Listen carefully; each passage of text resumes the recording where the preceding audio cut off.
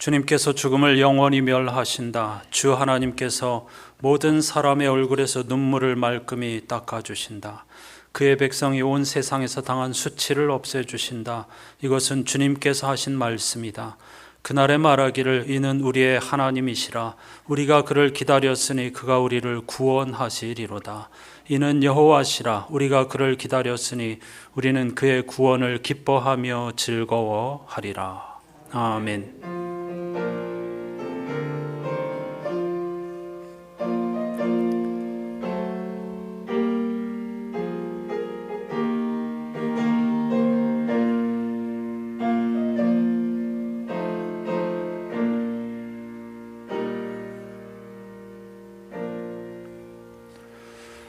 예수 그리스도의 십자가와 부활의 복음으로 말미암아 우리의 눈물을 닦아주시고 우리가 당한 수치를 다 없애주시며 죄악을 기억하지 아니하여 주신다고 약속하신 하나님을 찬송합니다.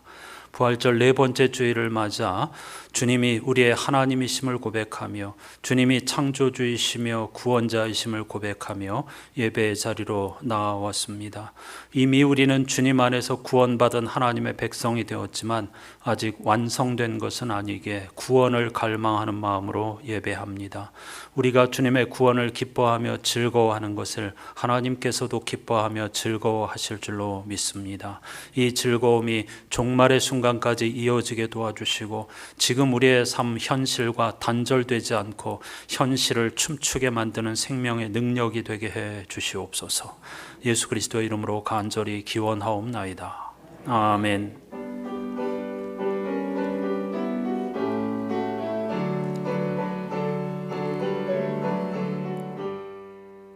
주는 나를 기르시는 목자요, 나는 주님의 귀한 어린 양. 푸른 풀밭 맑은 시냇 물가로 나를 늘 인도하여 주신다.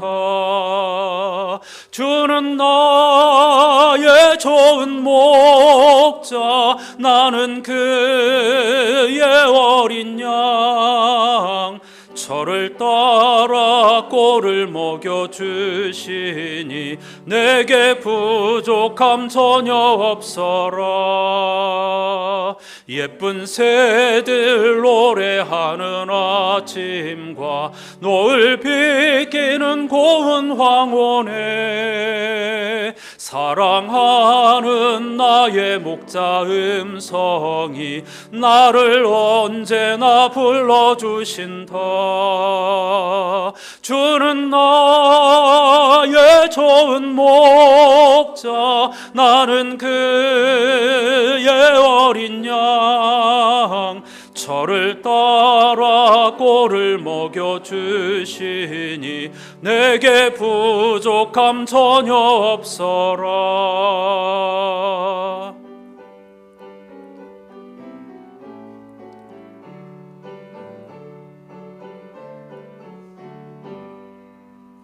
못된 짐승 나를 해치 못하고 거친 비바람 상치 못하리. 나의 주님 강한 손을 펼치사 나를 주야로 지켜주신다. 주는 나의 좋은 목자, 나는 그의 어린 양. 저를 따라 꼴을 먹여주시니 내게 부족함 전혀 없어라. 아멘.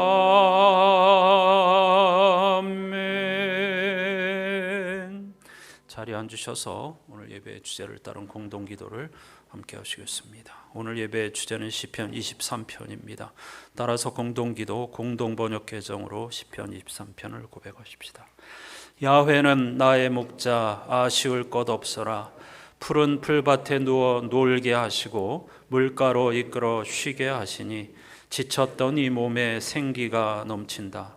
그 이름 목자이시니 인도하시는 길 언제나 고된 길이요, 나 비록 음산한 죽음의 골짜기를 지날지라도 내 곁에 주님 계시오니 무서울 것 없어라. 막대기와 지팡이로 인도하시니 걱정할 것 없어라. 원수들 보라는 듯 상을 차려주시고 기름 부어 내 머리에 발라주시니 내 잔이 넘치옵니다. 한평생 은총과 복에 겨워 사는 이 몸 영원히 주님 집에 거하리이다. 아멘. 주님이 베풀어 주신 은총과 사랑보다는 삶의 무게, 두려움과 근심, 걱정에 사로잡혀 사는 우리들이 아닌가 돌아보면서 하나님의 자비를 구하는 침묵 기도를 함께 하십시다.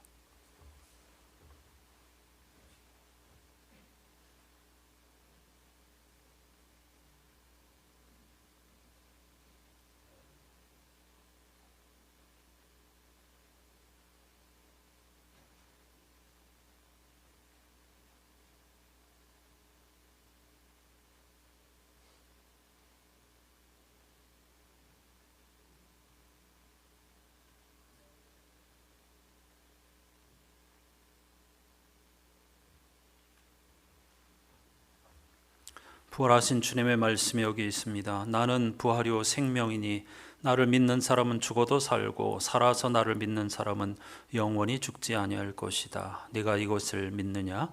예, 주님.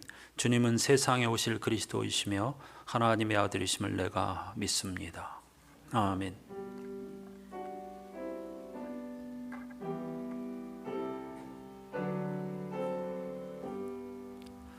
그리스도인들이 믿는 도리를 사도신경으로 힘차게 고백하십시다. 나는 전능하신 아버지 하나님 천지의 창조주를 믿습니다. 나는 그의 유일하신 아들 우리 주 예수 그리스도를 믿습니다. 그는 성령으로 잉태되어 동정녀 마리아에게서 나시고 본디오 빌라도에게 고난을 받아 십자가에 못 박혀 죽으시고 장사된 지 사흘 만에 죽은 자 가운데서 다시 살아나셨으며 하늘에 오르시어 전능하신 아버지 하나님 우편에 앉아 계시다가 거기로부터 살아있는 자와 죽은 자를 심판하러 오십니다. 나는 성령을 믿으며 거룩한 공교회와 성도의 교제와 죄를 용서받는 것과 몸의 부활과 영생을 믿습니다. 아멘. 시편 23편 개역개정으로 교독하십시다. 여호와는 나의 목자시니 내게 부족함이 없으리로다.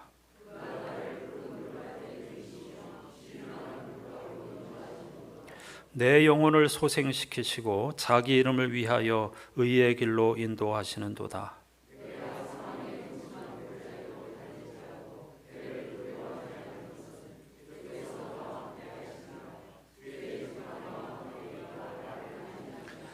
주께서 내 원수의 목전에서 내게 상을 차려주시고 기름을 내 머리에 부으셨으니 내 잔이 넘치나이다.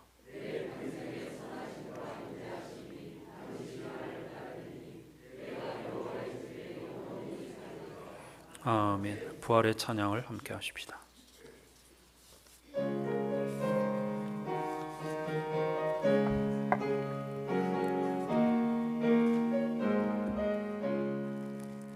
하늘의 찬송이 들리던 그날 죄악이 가득한 그날 밤에 동정녀 몸에서 탄생한 주님 우리를 구하러 오신 예수 살아서 사랑 죽어서 구원 묻혀서 내 죄를 담당하사 부활로 우리를 구하신 예수 다시 오시리 영광의 그날 갈보리 산으로 끌려가시사 십자가 위에서 죽으신 날 가시관 쓰시고 피 흘리시사 우리를 구하신 구주 예수 살아서 사랑 죽어서 구원 묻혀서 내 죄를 담당하사 부활로 우리를 구하신 예수, 다시 오시리 영광의 그날, 동산의 주 홀로 묻히신 그날, 고난을 이기고 쉬신 그날, 천사들 내려와 무덤을 지켜 우리에게 소망을 주신 예수, 살아서 사랑, 죽어서 구원, 묻혀서 내 죄를 담당하사 부활로 우리를 구하신 예수, 다시 오시리 영광의 그날.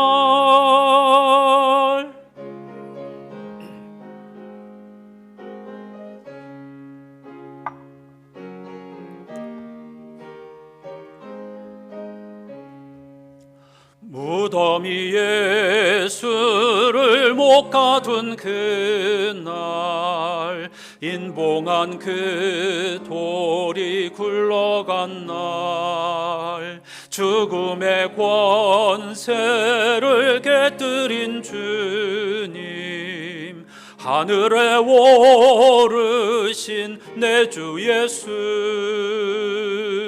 살아서 사랑, 죽어서 구원, 묻혀서 내 죄를 담당하사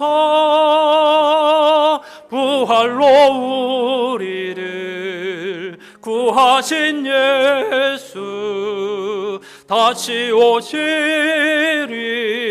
영광의 그날,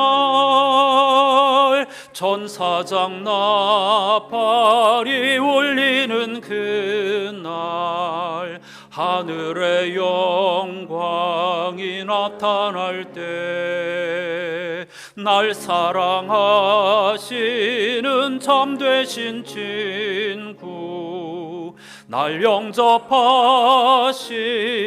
오실 예수, 살아서 사랑, 죽어서 구원, 묻혀서 내 죄를 담당하사 부활로 우리를 구하신 예수, 다시 오시리 영광의 그날.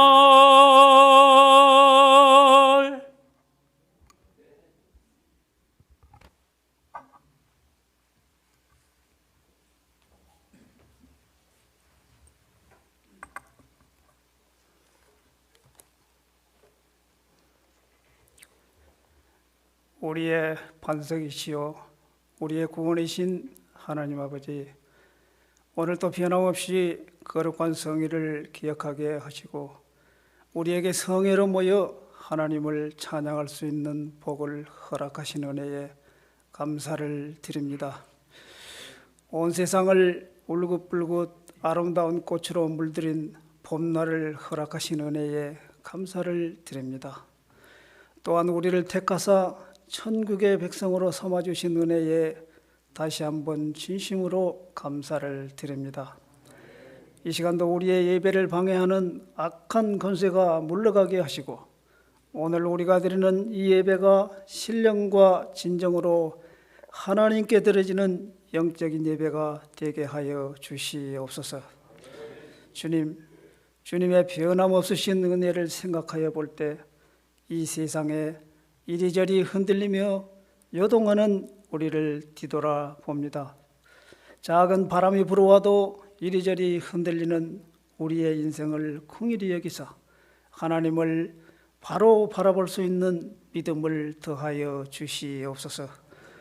또한 주님의 형상을 잃은 저희들이 얼마나 추한 모습을 하고 주님을 반역했던가를 생각하면 감히 고개를 들 수조차도 없습니다.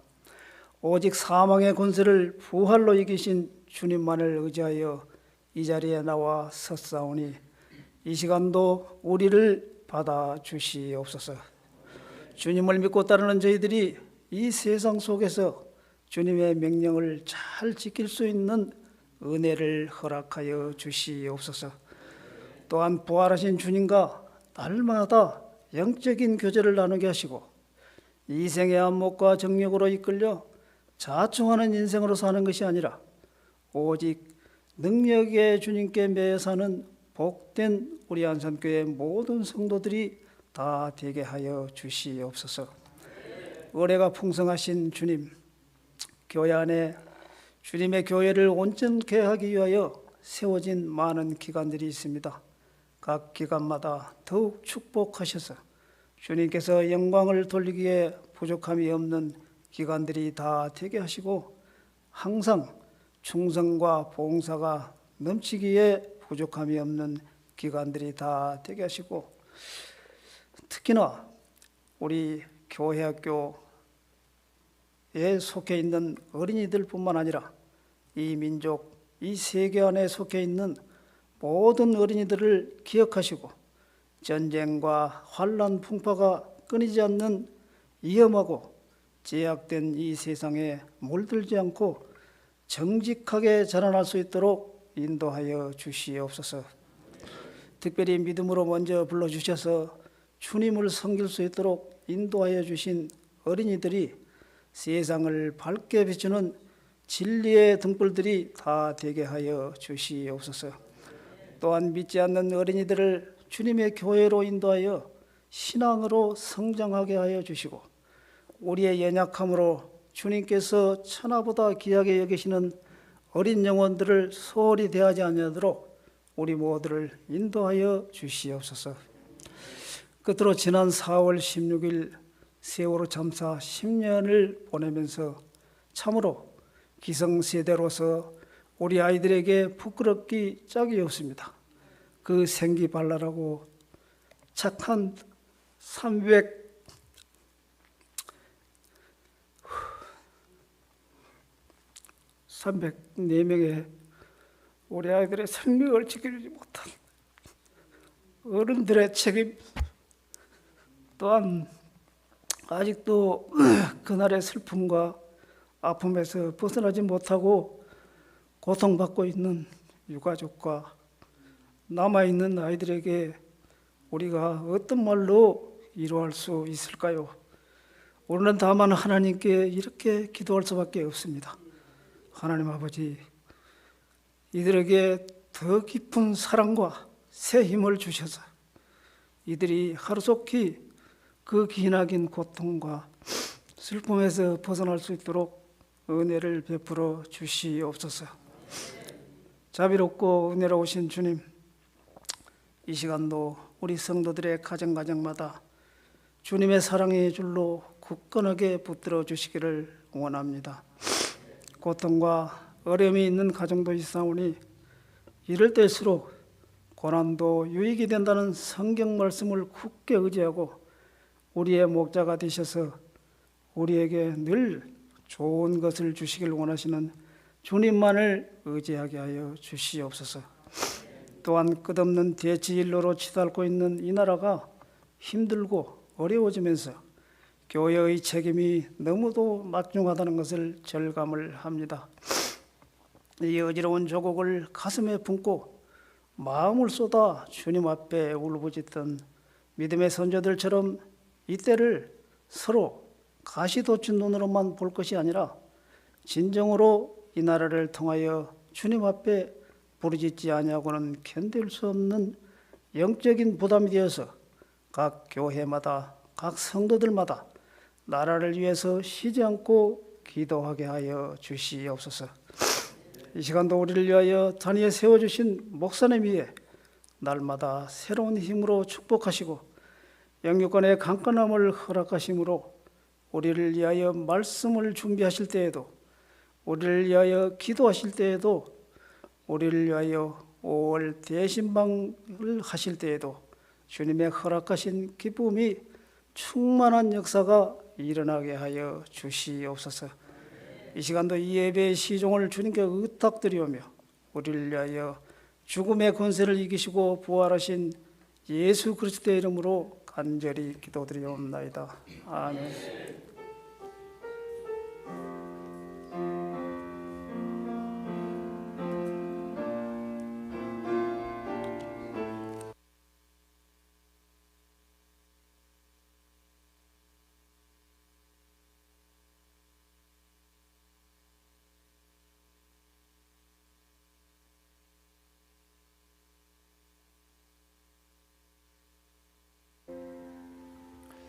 모두 자리에서 일어나셔서 오늘 우리에게 주시는 하나님의 말씀을 경청하겠습니다.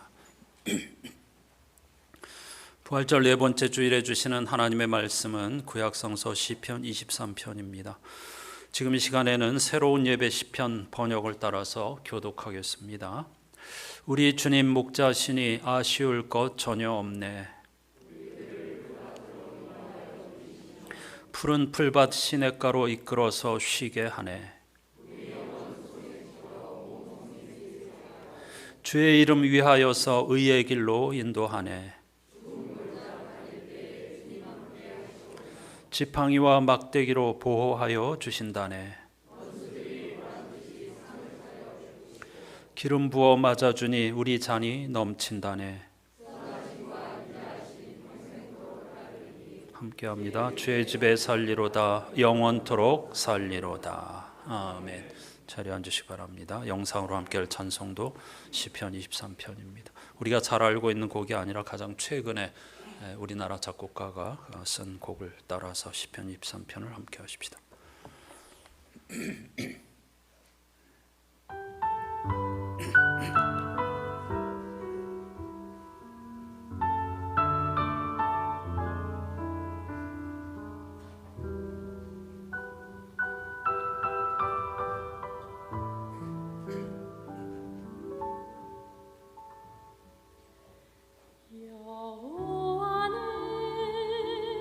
나의 목자 내가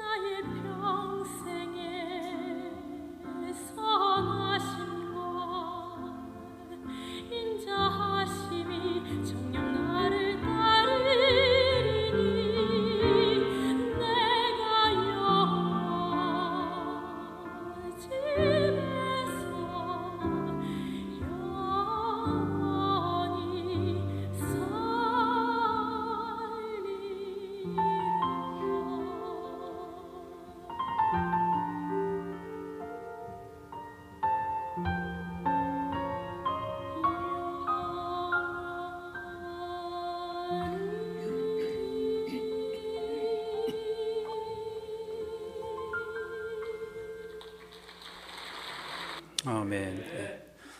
예수께서도 즐겨 부르셨을 이 노래가 저와 여러분의 노래가 될 수 있기를 주님의 이름으로 축복합니다. 성서의 하나님과 선한 목자 이미지는 뗄래야 뗄 수 없는 관계입니다. 왜냐하면 이스라엘 유대인들이 목축을 주로 하며 살았기 때문이죠. 구약 성서에서 이 선한 목자 이미지는 세 가지의 방식으로 사용됩니다. 가장 먼저는 하나님을 이스라엘의 목자시라고 고백하였습니다. 오늘 본문도 마찬가지죠. 두 번째로는 이스라엘의 지도자들, 왕들도 목자라고 비유했습니다. 그리고 세 번째로는 베들레헴에서 태어날 메시아로서 예수 그리스도를 일컬어서 그들은 목자라고 표현을 하였습니다. 시편 전체에서 하나님의 이미지의 핵심은 힘입니다. 대표적으로 나의 힘이신 여호와여로 시작하는 시편 18편은 그 힘을 반석, 요새, 건지시는 분, 피난처, 방패, 구원의 뿔, 산성 이렇게 7가지로 묘사하고 있죠.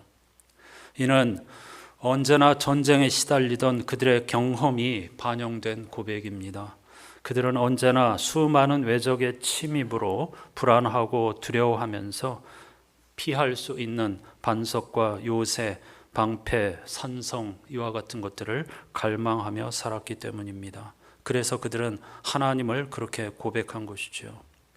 하지만 우리 인간의 인식 능력으로 하나님은 힘이시다 이렇게만 고백하는 것으로는 많이 부족합니다. 그래서 성서는 전체적으로 하나님이 누구이신가에 다가서기 위해서 최선을 다해서 여러 가지 은유 혹은 직유를 사용하는데요. 대표적으로 세 가지의 은유를 사용합니다.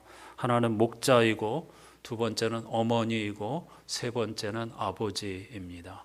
이 목자와 어머니, 아버지 이미지를 다 복합할 때에 하나님이 누구이신가에 한 걸음 더 다가설 수 있게 되는 것이죠. 목자 이미지는 오늘 본문에서 여호와는 나의 목자시니 이런 노래로 대표할 수 있고요.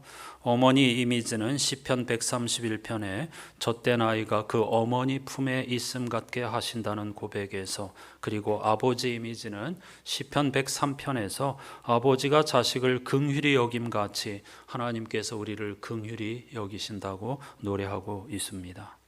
누가복음 15장에 보면은 세 가지 비유가 나옵니다. 선한 목자의 비유, 선한 여인의 비유, 그리고 선한 아버지, 탕자를 맞이하는 선한 아버지의 비유가 나오는데요. 이 누가복음 기자가 이 세 가지의 비유를 목자와 여인 어머니와 아버지의 비유로 이렇게 설명하는 것은 결코 우연이 아닙니다. 이게 성서 전체의 흐름과 맥락을 같이 하고 있다는 뜻이죠. 하나님은 이처럼 목자 같으신 분, 그리고 어머니 같으신 분, 아버지 같으신 분으로서 우리와 언제 어디서나 함께 하시는 분이시다 이렇게 고백하고 있는 것이죠. 유명한 시편 23편 말씀이 그 고대 근동의 목축에 대한 이해 부족과 또 오해 때문에 잘못 그 이해되고 그 깊이에 다가서지 못하는 경우가 많이 있습니다.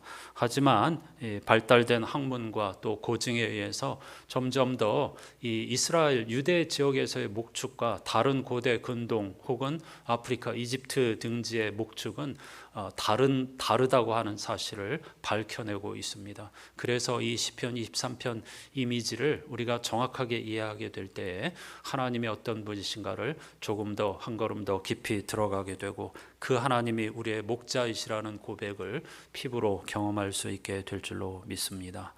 먼저 1절에서 그 유명한 고백으로 시작하죠. 여호와는 나의 목자시니 내게 부족함이 없으리로다. 이 시편 23편은 다윗의 시편으로 알려져 있습니다. 그런데 정말 다윗이 부족함 없는 삶을 살았습니까? 전혀 그렇지 않죠. 부족함 없는 삶과는 완전히 거리가 먼, 어떤 면에서는 비극적인 삶을 살았습니다. 수많은 자식들로 인하여서 바람잘 날 없는 그런 삶을 살았죠. 그전에는 사울에게 죽임을 당할 뻔하고 도망자의 삶을 살기도 했지만은 그 왕이 되어서도 수많은 정략적인 결혼으로 인한 후폭풍이 끊이지를 않았습니다. 서로 배다른 자식들이 자식을 죽였고 또 누이를 겁탈하기도 하였고 자식들이 쿠데타를 일으켜서 쫓겨가는 그런 신세가 되기도 하였습니다. 압살롬을 비롯한 자식들을 앞세우는 경우도 참 많이 있었습니다. 그런 다윗이 어떻게 자기의 삶을 두고 부족함이 없습니다 이렇게 고백할 수가 있겠습니까? 말이 안 되는 이야기죠. 부족함 투성이고 결핍 투성이인 인생이 바로 다윗의 인생이었습니다. 그런데 그가 놀랍게 내게 부족함이 없으리로다 이렇게 노래하는 이유는 그 앞에 조건절에 있습니다.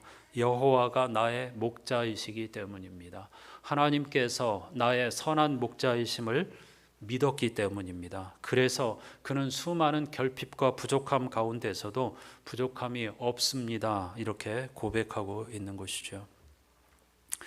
양은 목자의 인도를 받고 있다는 사실을 깨닫게 될 때 주저하지 않고 좌우우면하지 않고 담대하게 자신의 목자만을 따릅니다. 도움의 손길을 요청할 수 없는 수많은 위험의 한복판에서 목자가 자신들을 이끌어가고 있다는 사실을 확인할 때 그들은 주저하지 않고 그 목자의 인도만을 따라간다는 뜻입니다. 그래서 다윗의 이 고백도 그 어떤 곳에서도 자기를 구원할 수 없고 도울 수 없다는 사실을 깊이 깨닫는 그 절망의 한복판에서 주님이 나의 삶을 인도하고 계시고 나의 삶이 주님의 손 안에 있다는 사실을 고백하게 될 때에 그는 부족함이 없다는 놀라운 고백을 할 수 있게 되었던 것입니다. 사실 이 부족함이 없다 하는 표현은 자본주의 사회의 갈망이라고 할 수 있습니다. 우리 시대 정신, 자본주의 혹은 시장 경제 그 흐름은 간단합니다. 우리들 한 사람 한 사람에게 최대한의 결핍을 느끼게 만들고 그것을 만족시키는 것이 자본주의 사회의 기반입니다. 우리들에게 다 부족한 것들을 끊임없이 생각나게 하고 그걸 필요로 하는 수요로 바꾸는 것이 이 자본주의 사회의 기초입니다. 그걸 통해서 끝없는 욕망을 끌어내고 그걸 이루도록 하는 것, 부족함이 없는 그런 삶을 살기를 갈망하도록 우리를 만들어가는 것이죠. 요즘 들어 일어나는 일은 아니지만 광고를 보시면 그게 무슨 말인지 금방 아실 것입니다. 이 물건을 소유하면 내가 어떤 대접을 받는 삶을 산다. 이 물건을 이 어떤 그 집을 소유하거나 차를 소유하면 나는 상위 1% 부족함이 없는 사람이다.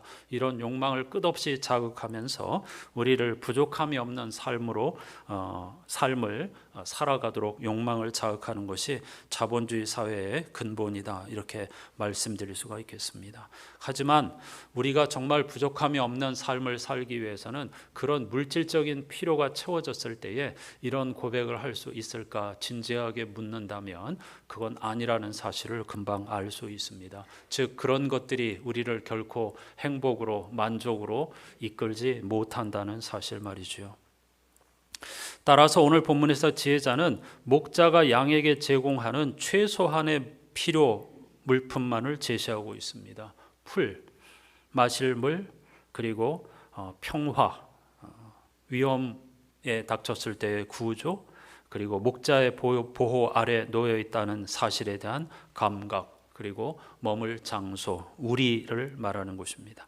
이 등등 이렇게 최소한의 필요 조건만을 강조하고 있습니다. 이 말은 우리가 살아가는데 정작 필요한 것은 그렇게 많지 않다는 뜻입니다.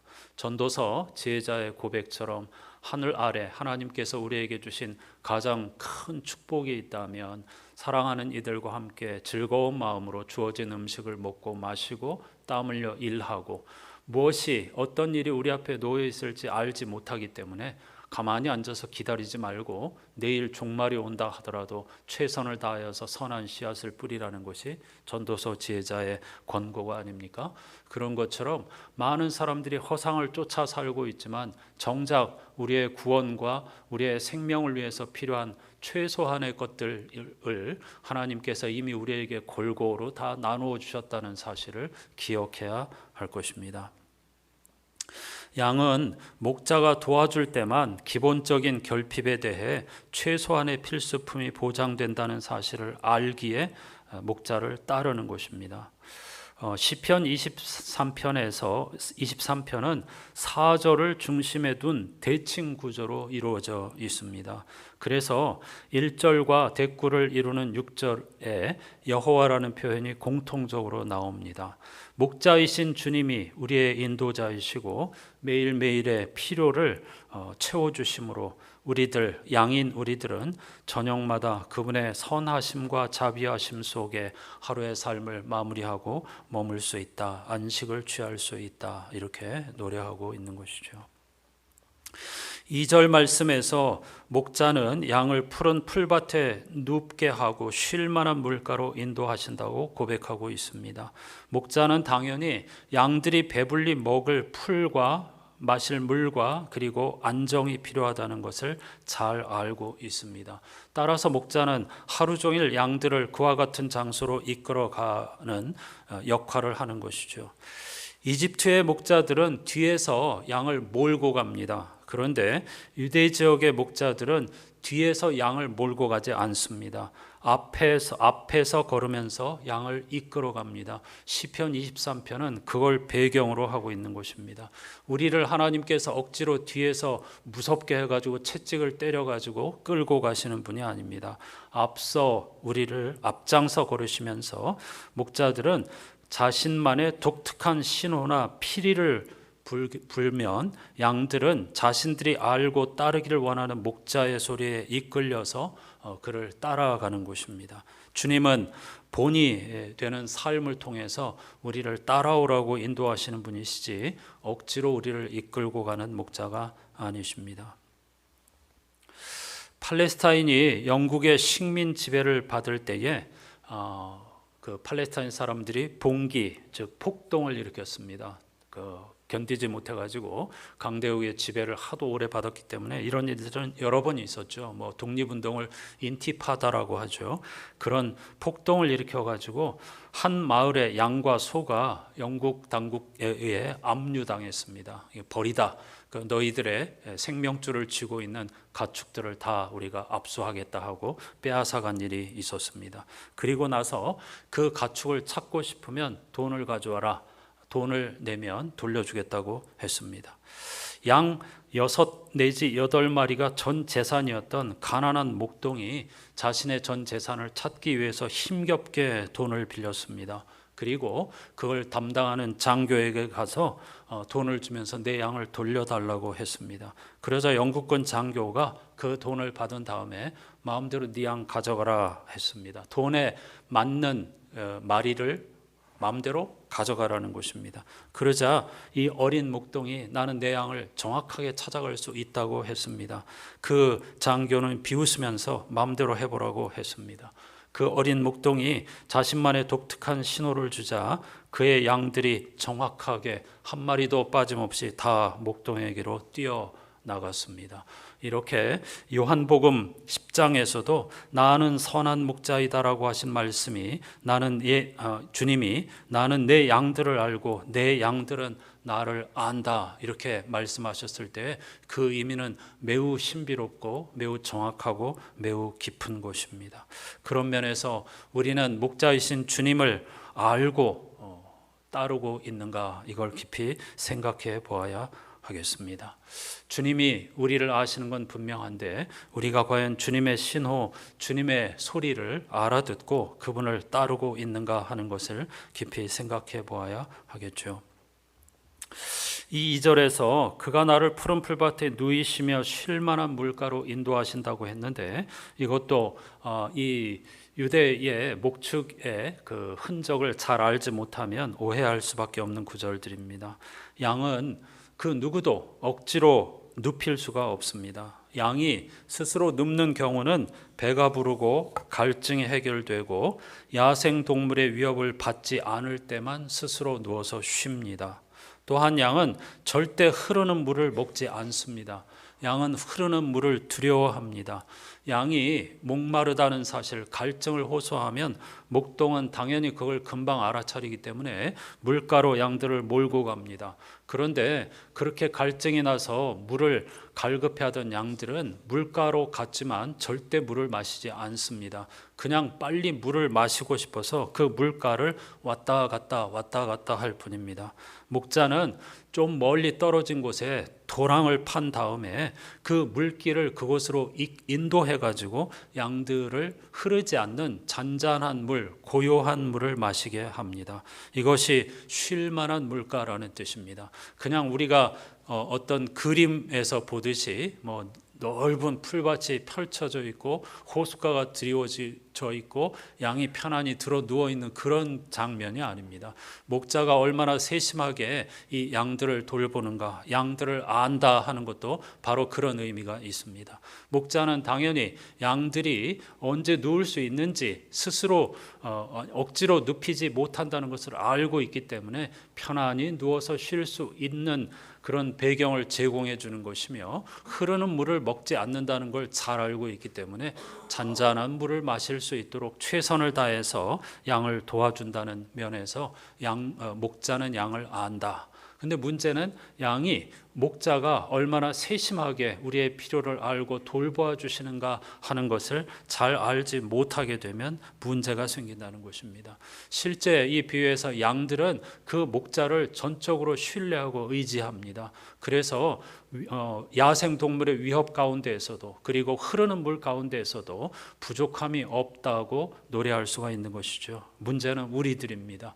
이 하나님을 선한 목자로 믿는다고 하면서도 우리는 이 하나님의 세심한 돌보심, 이 얼마나 자비로우신 돌보심인가 하는 것을 의심하고, 그리고 깨닫지 못하고 신뢰하지 못하는 것이 우리의 모습이 아닌가 물어야 할 것입니다.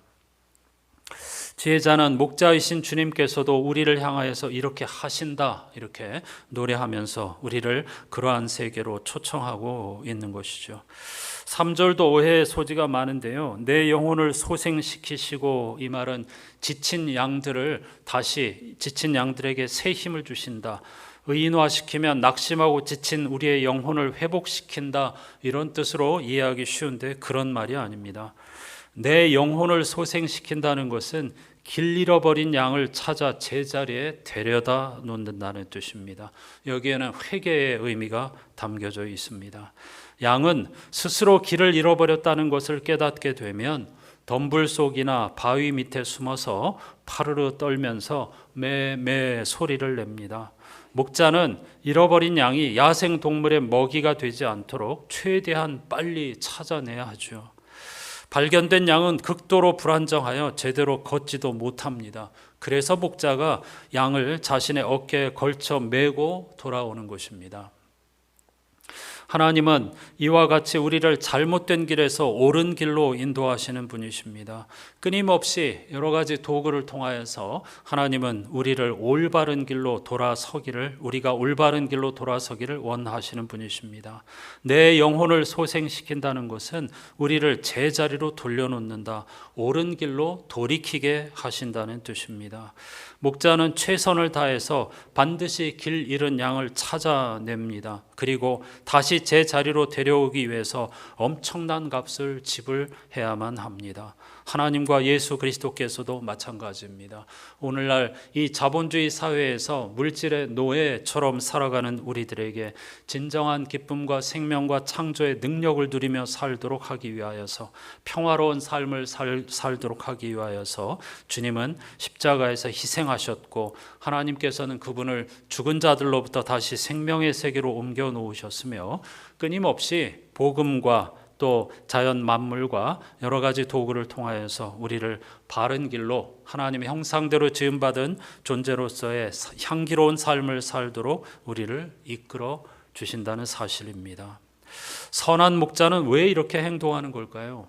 지혜자는 자기 이름을 위하여, 그의 이름을 위하여라고 대답합니다. 이름은 이번 주 성서 일과표의 열쇠말이기도 합니다. 이름은 정체성을 의미하는 것이죠. 하나님의 이름은 뭘까요? 하나님은 어떤 하나의 이름으로 특정할 수 없고 제한, 한계를 가질 수 없지만 그럼에도 불구하고 하나의 단어로 하나님의 정체성을 꼽으라고 하면 그건 당연히 사랑입니다. 그러니까 하나님께서 자기의 이름을 위하여라고 하는 것은 사랑 때문에 그렇게 읽으시면 되는 것입니다. 바울이 고린도전서 10장에서 사랑이 으뜸이라고 했습니다. 이는 사랑이 없으면 그 이외의 모든 것은 아무것도 아니라는 뜻입니다. 그러므로 하나님은 사랑 그 자체이며 사랑이 십자가와 부활을 가능하게 한 것입니다. 성서 일과표 제1독서 사도행전 4장은 베드로가 산헤드린 공회에 끌려가 종교 지도자들에게 신문을 받는 장면을 소개하고 있습니다. 대제사장과 율법학자들이 너 누구의 이름으로 누구의 권세로 나면서부터 걷지 못하던 사람을 고쳤냐 이렇게 따져 묻습니다. 그러자 베드로가 지체하지 않고 대답합니다. 여러분 모두와 모든 이스라엘 백성은 이것을 알아야 합니다. 이 사람이 성한 몸으로 여러분 앞에 서게 된 것은 여러분이 십자가에 못 박아 죽였으나 하나님이 죽은 사람들 가운데에서 살리신 나사렛 예수 그리스도의 이름을 힘입어서 된 것입니다 라고 말이죠. 누구의 이름으로 이 일을 했느냐 하고 취조했을 때에 베드로가 지체하지 않고 십자가에서 죽으시고 다시 살아나신 예수 그리스도의 이름으로 라고 대답했습니다. 무슨 말입니까? 하나님 사랑의 힘으로 죽어가던 그가 다시 살아나게 되었다는 뜻입니다. 이처럼 선한 목자는 자신의 양떼를 사랑하기 때문에 어떻게 해서든지 다양한 사고나 위험으로부터 양떼를 보호합니다. 그래서 시인 아이작 와츠는 3절을 내가 주의 길을 잃었을 때 주님은 나의 방황하는 영혼을 데려다 놓으셨습니다. 그리고 그분의 자비 때문에 나를 진리와 은혜의 길로 인도하셨습니다. 이렇게 노래하였습니다. 4절은 사망의 음침한 골짜기로 다닐지라도 해를 두려워하지 않는다. 이런 놀라운 고백이 있습니다. 직역하면 죽음의 그늘진 계곡 혹은 깊은 어둠의 골짜기입니다. 주로 이 말씀의 배경이 되는 죽음의 골짜기는 두 가지의 위험을 상징적으로 말하는 것입니다. 하나는 홍수입니다. 이스라엘 땅에는 와디라고 하는 건기에는 바짝 말라 있다가 짧은 우기에 집중적으로 비가 내리는 지역이 여러 곳의 산재에 있는데요. 그때 홍수가 많이 발생합니다. 실제로 그 관광객들 수십 명이 갑자기 불어난 물에 목숨을 잃은 일들도 빈번하게 일어나곤 했죠. 또 하나의 위협은 강도의 위협입니다. 그런데 지금이야 이 교통이 발달하고 시대가 발달하고 과학이 발달하니까 하나의 목적지로 가기 위한 길이 다양하게 있겠죠. 만약에 A라는 길이 위험하다고 하면 B라는 길, C라고 하는 길을 선택할 수도 있고 돌아갈 수도 있었겠지만 고대 사회에서는 그럴 방법이 없었습니다. 목적지로 가기 위해서 단 하나의 길만 있는 경우가 부지기수였습니다. 그럴 때에 강도의 위협에 노출되는 것을 피하기 위해서 나그네는 조용히 그 길을 최대한 신속하게 빠져나와야만 합니다. 그 길을 강도가 도사리고 있는 위험한 길을 빠져나가기까지는 공포와 두려움이 그들의 마음에 가득하겠죠. 그들은 언제 들이닥칠지 모르는 곤경과 죽음의 촉각을 세우고 떨면서 그 길을 지나갈 수밖에 없습니다. 그런데 시편 지혜자가 여기서 강조하는 핵심은 그 길이 피할 수 없는 길이라는 사실입니다. 조금 전에 말씀드린 것처럼 우회로가 없습니다. 반드시 이 골짜기를 통과해야만 앞으로 나아갈 수 있습니다. 지혜자는 죽음의 골짜기가 종착지라고 하지 않습니다. 통과해야 하는 길이라고 말합니다. 문제는 두려움이죠. 그러나 그 길은 종착지를 향하여서 반드시 열려 있다는 사실을 강조하고 있습니다. 시편 23편에서 두려움이 두 번 나타납니다. 첫 번째는 길 잃은 양이 느끼는 두려움입니다. 그가 두려워하는 것은 길을 잃어버렸다는 사실을 깨달았기 때문입니다. 그래서 목자가 반드시 길 잃은 양을 제자리에 데려다 놓아 주어야 하는 것입니다. 두 번째는 죽음의 골짜기를 지날 때의 두려움입니다. 그는 길을 잃지 않았습니다. 단지 그곳을 지나가면서 두려움을 느낄 뿐입니다. 지혜자는 그 두려움 가운데에서도 그는 하나님을 의지하고 신뢰하면서 해를 두려워하지 않을 거라고 단언합니다. 여러분, 우리가 두렵지만은 반드시 우회로가 없이 통과해야 할 죽음의 골짜기가 무엇이겠습니까? 글자 그대로 죽음입니다. 죽음을 피할 수 있는 사람이 없습니다. 죽음을 피할 길이 없습니다. 우회로가 없습니다. 반드시 그것을 통과해야 합니다. 그러나 죽음이 끝이 아닙니다. 성서는 죽음의 골짜기를 지날지라도 해를 두려워하지 않을 것은 주님이 나와 함께 하시기 때문입니다. 죽음의 순간에도 하나님이 우리와 함께 하신다, 이렇게 노래하면서 우리를 그러한 세상으로 인도하고 있습니다. 하나님의 구원이 기다리고 있다는 것이죠. 이것을 믿고 고백하는 사람들은 해를 두려워하지 않으면서 그 길을 걸어가지 않게 될 줄로 믿습니다. 도리어 죽음의 골짜기에서 생명을 경험하게 될 것입니다. 저는 새벽마다 제 노모의 하루가 생명으로 충만하게 해주시기를 하나님께 기도합니다. 85세인 제 어머니는 2년 전 말기암이 발견되어서 동생들의 돌봄을 받고 있습니다. 2년 가까이 24시간 거의 그냥 누워서 지내십니다. 하나님 나라를 기다리는 어머니의 하루가 어떻게 생명으로 충만할 수 있을까요? 현실, 눈에 보이는 현실을 보면 죽음으로 충만한 순간순간이죠. 그런데 저는 그 어머니를 위해서 늘 오늘 하루가 생명으로 충만하게 해주시기를 기도합니다. 만일 어머니, 죽음을 앞두고 있는 그 어머니의 하루가 지독히 고통스러웠던 지난 삶에 대한 원망과 불평, 자기 연민, 회환으로 가득하거나 죽음에 대한 두려움에 사로잡힌다면 그야말로 죽음 충만이라고 할 수 있겠죠. 반면에 죽음을 목전에 두고 있지만 하나님이 함께해 주신 것에 대한 감사, 참된 안식에 대한 소망, 하나님 나라와 구원 완성에 대한 기대로 가득하다면 그것이야말로 생명 충만이 아니겠습니까? 저는 그런 차원에서 어머니가 매일 생명 충만한 삶을 살게 해달라고 간절히 기도하고 있는 것입니다. 저와 여러분들도 마찬가지입니다. 언젠가 죽음의 어두운 골짜기를 지나가야 합니다. 그때 여러분 어떻게 하시겠습니까? 제가 말씀드린 것처럼 죽음 충만이 아니라 생명 충만의 삶을 살아가는 저와 여러분이 될 수 있기를 간절히 바랍니다. 죽음 골짝 다닐 때에 주님 함께 하시오며 지팡이와 막대기로 보호하여 주신다네. 양에게는 무기가 없습니다. 양의 유일한 무기는 목자가 함께함입니다. 그런데 그 목자의 무기는 막대기와 지팡이입니다. 막대기는 야생 동물들의 위협으로부터 보호하기 위한 공격용이고, 지팡이는 방목을 돕는 도구입니다. 그리고 바위 틈에 잃어버린 양을 이렇게 목을 잡아서 꺼내오기 위한 그런 지팡이를 의미하는 것입니다.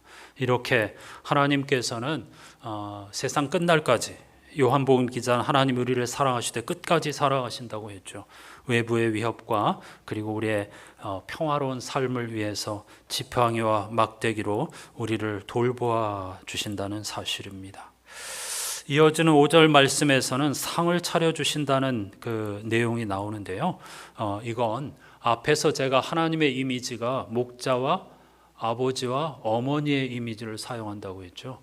이 5절 말씀을 하나님은 손님을 환대하는 어머니의 이미지를 사용해서 표현하고 있는 것입니다. 그러니까 의미는 똑같습니다. 앞에서 쭉 목자의 이미지를 사용한 그 하나님을 이번에는 어머니의 이미지를 통해서 손님을 환대하고 풍성한 음식을 차려주시고 우리의 기쁨을 도와주시는 분으로서 기름을 머리에 부어주시는 분, 그러므로 우리가 이 어려운 삶의 여건 가운데에서도 잔이 넘치나이다, 부족함이 없습니다, 이렇게 고백할 수 있도록 해주시는 분이시라는 것이죠. 마지막 6절은 의인법을 사용하고 있습니다. 내 평생의 선하심과 인자하심이 반드시 나를 따르리니. 지혜자를 따르는 선하심과 인자하심은 마치 사람처럼 그를 맹렬히 쫓아오는 모습으로 묘사하고 있습니다. 이게 하나님의 사랑입니다. 우리가 위험에 처해 있을 때에, 우리가 죽음에 피할 수 없는 죽음의 골짜기를 지날 때에 하나님의 선하심과 인자하심이 우리를 맹렬히 쫓아온다는 것이 이 시편 제자의 약속입니다. 사랑하는 여러분, 예수님께서도 십자가 위에서도 이 시편을 떠올리셨을 것입니다. 여호와는 나의 목자시니 내가 부족함이 없으리로다. 내가 사망의 음침한 골짜기를 다닐지라도 해를 두려워하지 않을 것은 주께서 나와 함께 하심이라. 내 평생의 선하심과 인자하심이 반드시 나를 따르리니 내가 여호와의 집에 주님 품에 영원히 살리로다. 이 주님의 노래가 저와 여러분의 노래가 될 수 있기를 주님의 이름으로 축복합니다. 일전에 불렀던 내일 일은 난 몰라요, 이 찬송이 있었는데 제가 원어 가사를 최대한 맞게 직역한 것을 찬양 예배 때도 불렀죠. 가만히 생각해 보니까 이 원래 가사야말로 틀림없이 이 가사를 쓴 분이 시편 23편을 읽으면서 썼지 않을까, 그런 생각을 하게 되었습니다. 이 찬양을 다시 한번 함께 하십니다.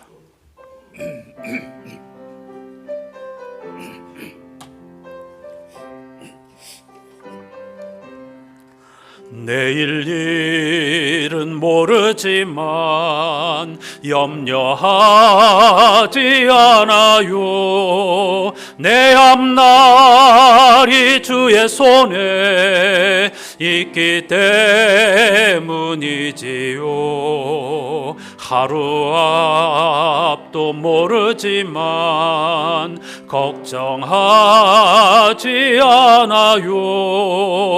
내 인생이 주님 안에 있기 때문이지. 다시 한번, 내일 일은 모르지만 염려하지 않아요. 내 앞날이 주의 손에 있기 때문이지요. 하루 앞도 모르지만 걱정하지 않아요. 내 인생이 주님 안에 있기 때문이지요. 아무것도 모르지만 한 가지는 알아요. 우리 주님 예수께서 항상 함께 하신 아무것도 모르지만 한 가지는 알아요. 우리 주님 예수께서 항상 함께 하신다오. 같이 기도하십시다. 우리 주님은 자신의 목숨을 아끼지 않고 우리를 사랑하시는 선한 목자이십니다.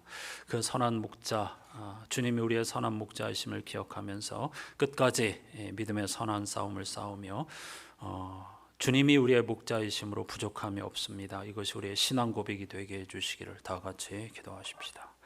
하나님 감사합니다. 부활절 네 번째 주일, 죽음의 위협 가운데서도 생명 충만을 누리며 살아가는 것이 바로 부활의 능력이며 부활의 생명이며 창조의 능력이라고 할 수 있겠습니다. 다윗은 정말로 죽음의 골짜기를 평생 걸었던 사람입니다. 그런데 그는 그 죽음의 음침한 어두운 골짜기를 지날지라도 해를 두려워하지 않는다고 고백하였습니다. 그것은 주님이 나와 함께 하심을 믿기 때문이라고 고백하였습니다. 예수 그리스도는 임마누엘, 즉 우리와 함께 하시는 분이십니다.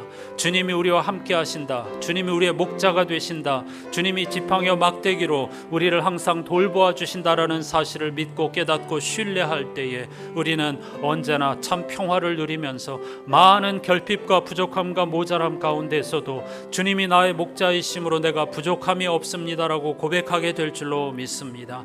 실상 우리가 부족함이 없는 삶을 살고 있음에도 불구하고 욕망의 노예가 되어서 또는 자본주의 사회의 노예가 되어서 부족함 투성이라고 착각하며 살고 있는 것은 아닌지 깊이 돌아보아야 하겠습니다. 얼마든지 나누고 베풀 수 있음에도 불구하고 움켜쥐고 아직도 부족하다, 더 많이를 외치면서 살고 있는 우리들은 아닌가를 돌아보게 해 주시옵소서.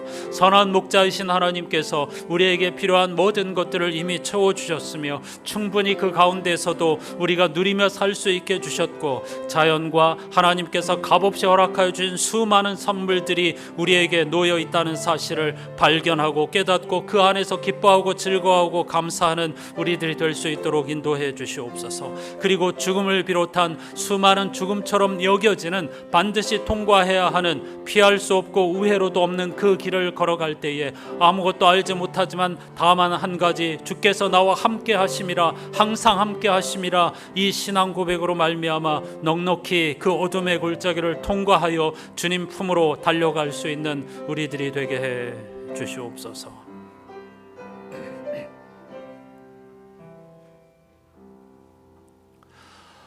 선한 목자이신 하나님, 사랑이신 하나님께서 그 사랑이라고 하는 당신의 정체성, 그 이름을 위하여 우리를 끝까지 사랑하여 주시는 줄로 믿습니다. 다윗은 하나님이 나의 목자이심으로 내가 부족함이 없다고 고백했습니다.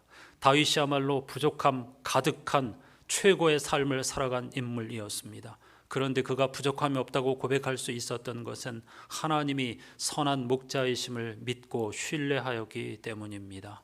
하나님께서는 오늘날 우리들에게도 필요한 것들을 값없이 베풀어 주셨습니다. 그럼에도 불구하고 우리는 한없이 부족함을 느낍니다. 자본주의 사회의 노예가 되어서 혹은 욕망의 노예가 되어서 속임수에 빠져서 자신의 배를 신처럼 여기면서 항상 더 많이를 외치면서 그 끝없는 갈증의 노예가 되어 살아가고 있는 우리들이 아닌가 깊이 돌아보게 해 주시옵소서.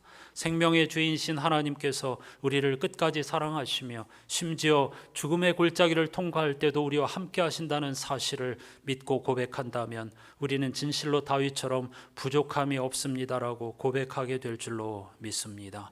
언제 어디서나 주님이 우리와 함께 하시며 지팡이와 막대기로 우리를 보호하여 주시고 결국 생명 완성의 순간까지 우리를 이끌어 주실 것을 고대하면서 주님이 십자가에서 부르셨던 이 노래를 우리도 매일매일 순간 부르면서 하루를 시작하고 하루를 마무리할 수 있는 거룩한 무리들이 될 수 있도록 인도해 주시옵소서. 오늘 또 선한 목자이신 하나님의 은총을 감사하며 드린 이 귀한 예물을 받아 주시옵고 우리의 중심을 보시는 하나님께서 30배, 60배, 100배, 100배 결실할 수 있도록 이끌어 주시옵소서. 예수 그리스도의 이름으로 간절히 기도하옵나이다. 아멘.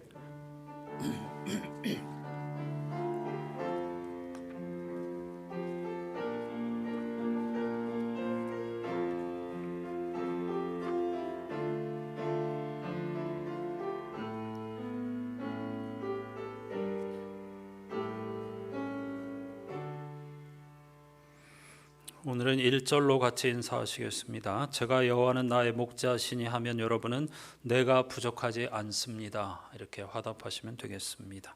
뭐라고요? 해보십시다. 여호와는 나의 목자시니. 아멘. 이것이 죽음 앞에서의 저와 여러분의 고백이 되시기를 예수 그리스도의 이름으로 축복합니다. 부활절기 내내 지금 어떻게 살아가는 것이 고통 속에서도 생명 충만의 길인가 이런 것들을 돌파보고 있습니다. 한 주간 동안에 성서 일과표 깊이 읽어보시고 또 신명기 본문을 읽으면서 매일매일 양식을 삼아 주시기를 바랍니다. 또 수요기도에 새벽기도에 더 힘을 내어 주셔서 함께 해 주시기를 바랍니다. 가정별 신방 5월 7일부터 시작된다는 것 알려드렸죠. 구역 봉사자들께서는 이 목사님과 일정을 잘 조율해 주시기를 바랍니다. 우리가 부영여고 주차장을 사용하기로 이 학교 당국과 잘 약속을 했는데 지난주에 관리하신 분의 착오로 문이 잠겨 있었습니다. 다시 이거를 확인했으니까 염려하지 마시고 부영여고 주차장으로 감사한 마음으로 잘 활용해 주시기를 바랍니다. 한 가지 알려드릴 말씀이 있는데 부활절 때 우리 50주년 기념 감사 예배를 드리면서 수건을 선물로 드렸는데 조금 잘못 전달이 된 부분이 있는 것 같습니다. 그때 수건이 부족한 게 아니라 떡이 부족했습니다. 그런데 좀 몇몇 분들이 오해하여 가지고 항존직 분자들은 부족하니까 수건을 가져가지 말라고 하는 이야기들이 있었던 것 같습니다. 제가 간접적으로 들었는데 수건을 충분히 준비했습니다. 그러니까 필요하신 분들 혹시 그것 때문에 못 받아 가셨던 분들이 있으면 사무실로 오셔서 받아가시기 바랍니다. 떡이 부족했다는 뜻이지 수건이 부족했다는 뜻이 아닙니다. 그 떡을 외부에 드려야 했기 때문에 부족했다는 것입니다. 오해 없으시길 바라고 수건이 필요하신 분들은 아직 좀 남아 있으니까 꼭 말씀하시고 받아가시면 좋겠습니다. 이게 한마디 말을 전하는 것을 굉장히 주의 깊게 하셔야 됩니다. 이런 것들을 경험을 통해 가지고 훈련하시고 다른 사람의 입장도 배려하고 또 나의 한마디가 어떤 결과를 가져오는가 이런 것들을 좀 잘 생각하시면서 아름답고 향기로운 그런 언어를 사용할 수 있어야 하겠습니다. 다 같이 자리에서 일어나서 찬양하십시다.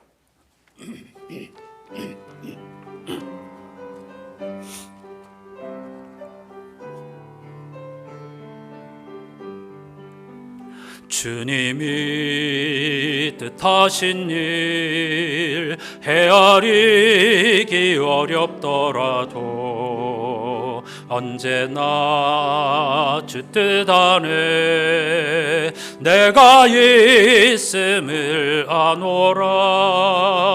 사랑과 말씀들이 나를 더욱 새롭게 하니 때로는 넘어져도 최후 승리를 믿노라. 이 믿음 더욱 굳세라. 주가 지켜주신다.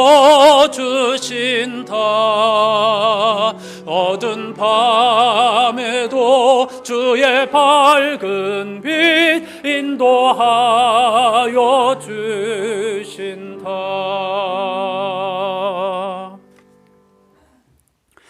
여호와는 나의 목자시니 내가 부족하지 않습니다. 오직 선하심과 인애하심이 제가 사는 모든 날 동안 저를 쫓아다니리니 제가 오랜 날들을 여호와의 집에 살 것입니다. 아멘.